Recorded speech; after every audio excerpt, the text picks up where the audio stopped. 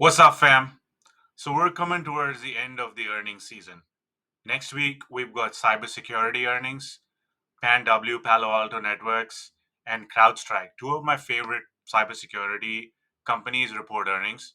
And there's been a lot happening in the cybersecurity space. So let's take a look at PANW, which reports earnings on Monday after close, and what we should play. Let's take a look. So, like we always do, just taking a couple of steps back, what is cybersecurity? Cybersecurity is nothing but protecting your computer systems and networks and data from sort of theft and all sort of malicious activities, while keeping your everything confidential, pretty much. And so it involves technologies and services. It involves subscriptions and services that's involved in that entire process. Now, I pulled this chart from one of the leading market research websites. And cybersecurity essentially is growing from $190 billion to $298 billion by 2028. So that's a CAGR, on a compounded average growth rate of about 9% year on year. So pretty substantial. And recently, if I look at sort of the industry headwinds and the tailwinds, looking at the right hand side first, tailwinds. This whole digitization, e-commerce platforms, Gen AI, smart devices, all that has essentially meant security is got even more important. Work from home is been top of mind for the last couple of years. And yeah, and then advancements in that technology have are proving to be more of a tailwind than anything else. From a headwind standpoint, we saw, or I see, a lot of big companies such as Google and Microsoft trying to invest in cybersecurity, and essentially be a one fit for all solution for businesses. So that's definitely a headwind to the cybersecurity firms.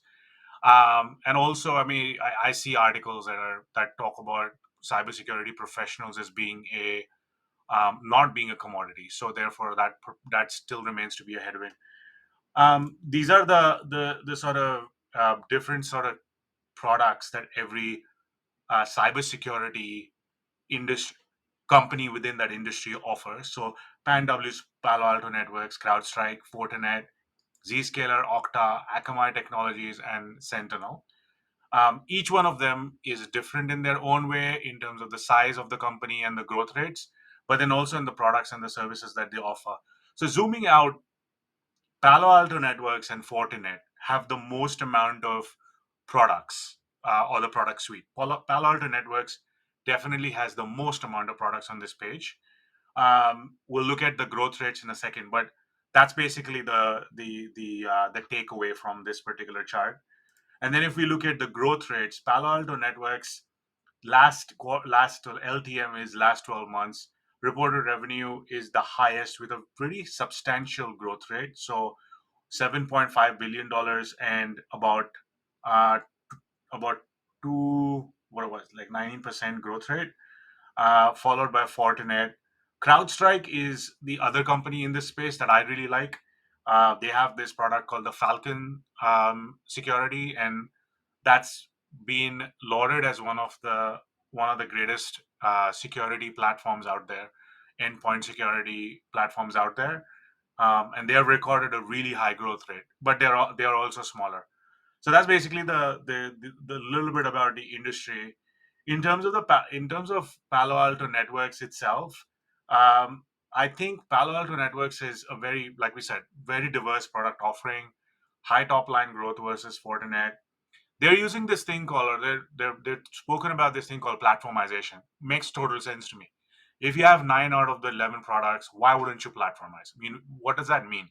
That means get your customers onto all of your products and essentially make Palo Alto Networks as the modus operandi for cybersecurity in your company. They have a lot of well, this is their last quarter, so Q4 2024. They have announced a lot of products that I didn't see.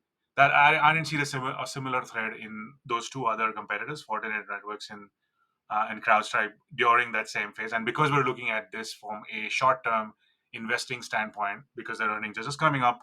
This is important. From a weakness standpoint, I think I've seen reviews out there calling their products as very expensive. Recently, there have been some shenanigans. They had this event where they had ladies dressed as lamps. So uh, bad publicity. Opportunity again. Take that platformization approach to yield that into revenue, pretty much.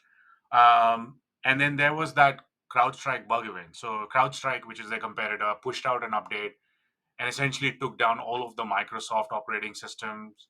And I think the most affected airlines, Delta has sued them for some astronomical sum.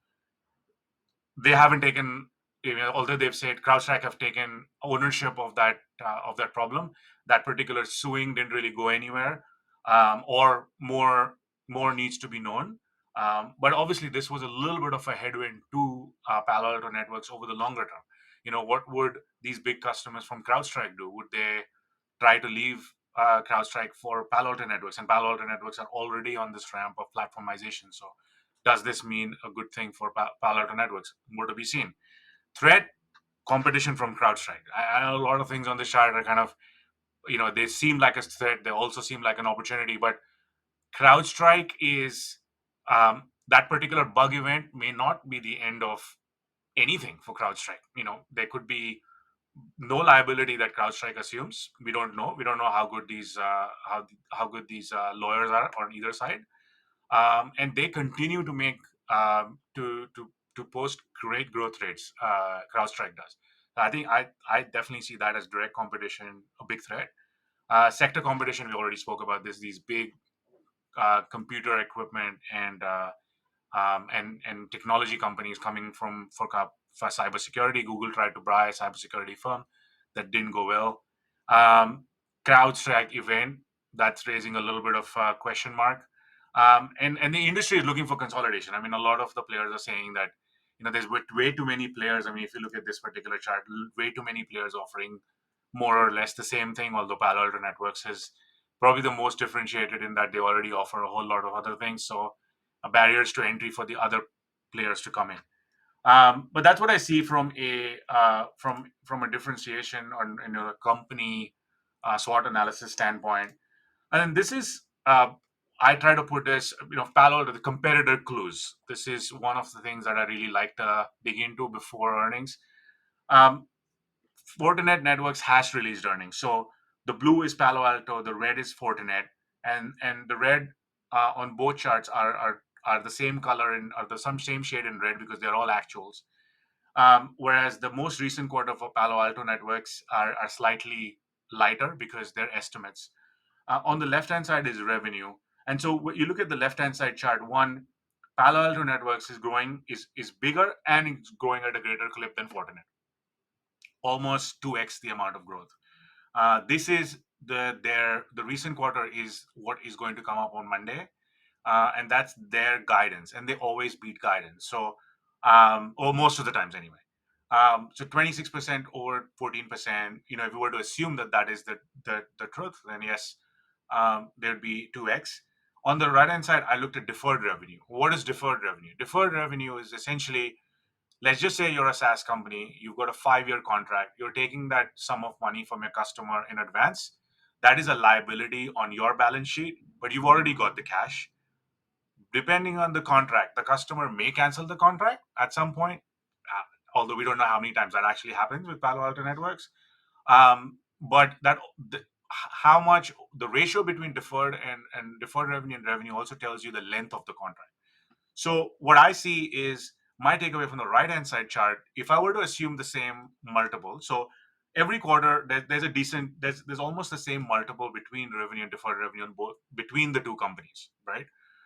So Fortinet Networks, that multiple is 5x. Palo Alto Networks is 5x and Fortinet is 4x, which means that Palo Alto Networks is signing up for great for longer and higher value contracts.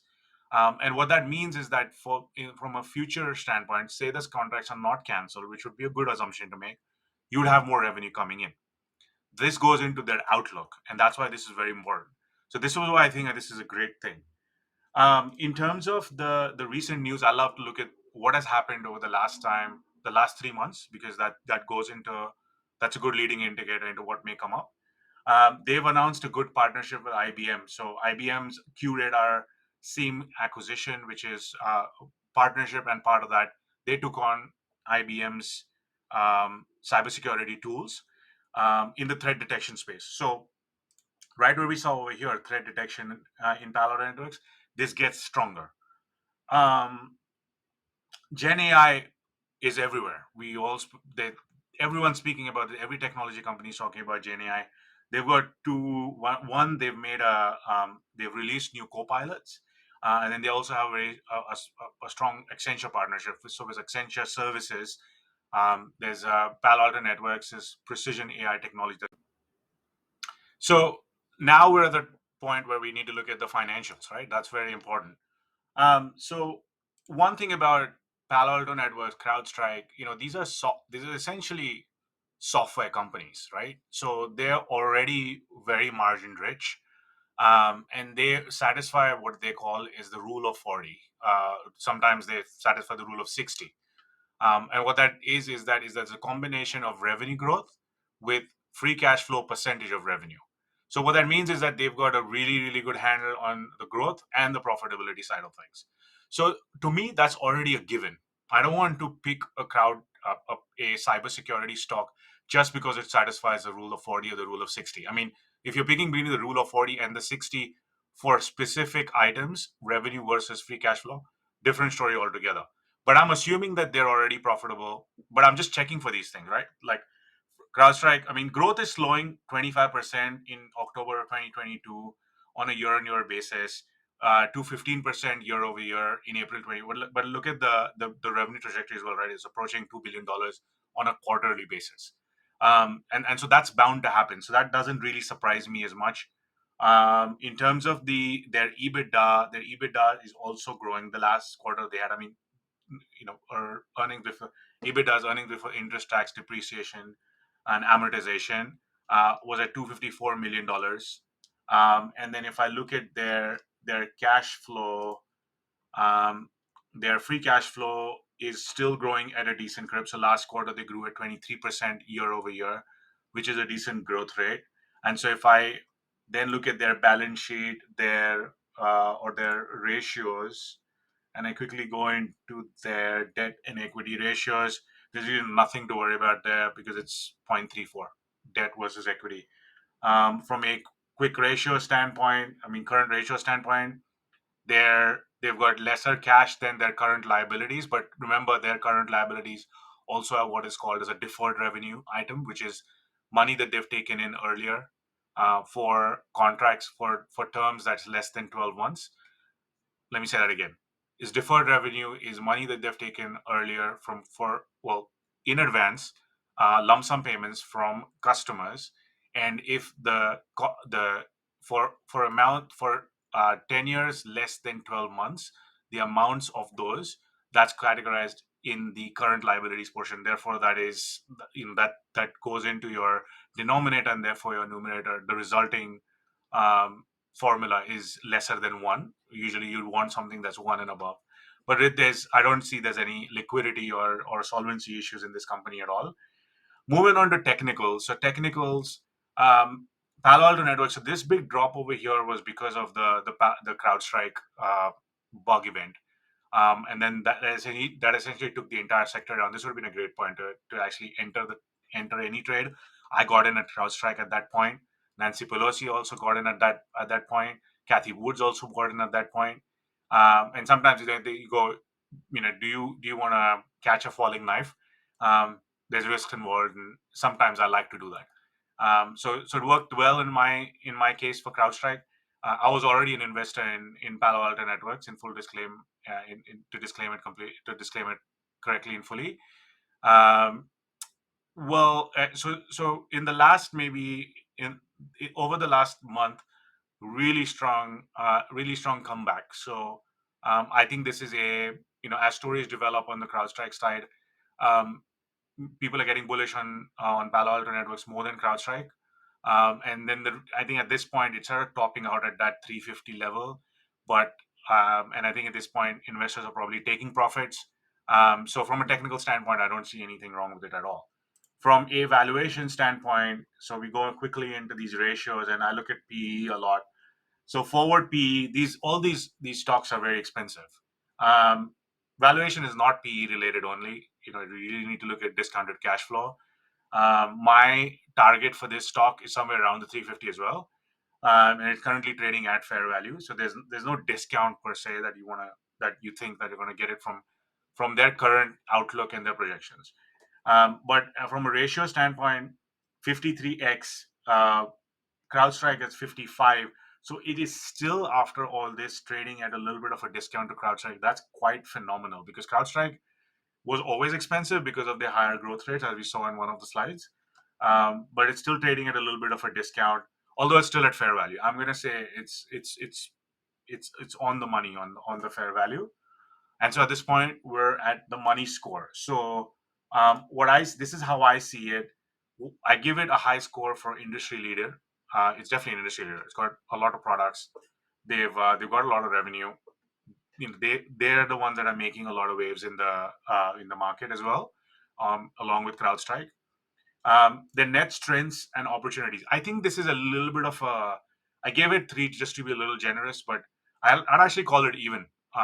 Just given the fact that it's there's six strengths and opportunities in total, six strengths and opportunities, six strengths and or weaknesses and threats. But because of the CrowdStrike event, I give them a point 0.5 more. Their fundamental value is on the money. I'm not going to give it anything more than that. It's right in the middle. Technical strength is strong. For analyst estimates, they've actually had a recent downgrade. So if you look at Yahoo Finance and you go into analysis and then go into the analyst portion, you'll see a downgrade. So I gave it 1 out of 5 for a total score of 14.5, which is a rating of 58% on 25 because we equal weight these five indicators. 60 to 75 is a hold, less than 60 is a sell. This is very close to 60. I wouldn't sell it, but I would definitely hold it.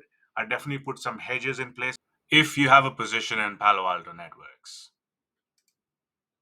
So that wraps up our analysis and review of Palo Alto Networks. A score of 58% is really not go to anything, but if you have a position in it, definitely hold it, don't sell it.